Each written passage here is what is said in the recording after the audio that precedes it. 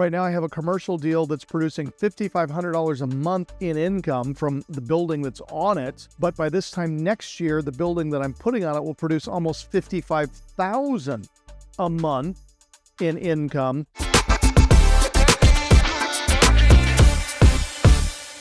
We got to do our due diligence. So here are the questions.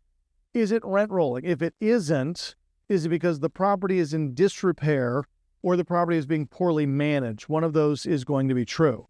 Now, also, if it is not rent rolling, the seller could be asking more than you should be willing to pay for the property. It's not rent rolling because they're asking too much. Are there any units that need to be rehabbed or rented so we could drive up the rent we could get on a monthly basis? What is the physical condition of the property? And is that the highest and best use of that property? I have done multiple deals where the property that I bought is not the property that I ended up with because I knocked whatever was there down and I put something bigger on it that will produce a greater rate of income.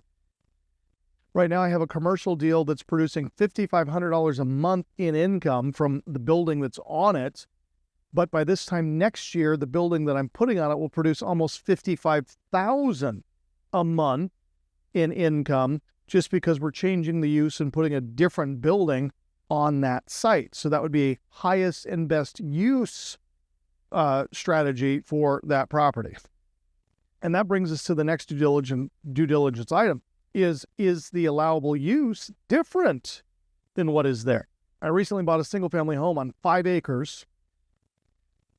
And when I bought it, the city said I could build duplexes on 10,000 square foot lots. And if I wanted to build single family homes, I needed 7,500 square feet. But the city wanted to encourage single family homes. So they changed the zoning and they said, if you want to build a duplex, you need 12,500 square feet of land.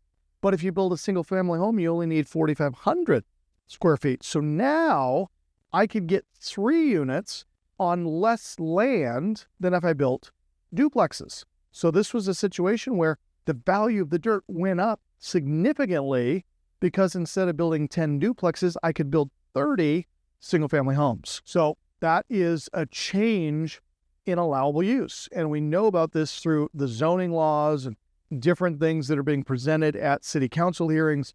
And you guys should be looking and watching for those things. And we will teach you how to do this in our cash flow certification training program. So what is the allowable use? What are the limited conditions on the inside and the outside of the building? And what will the after developed or the future value be?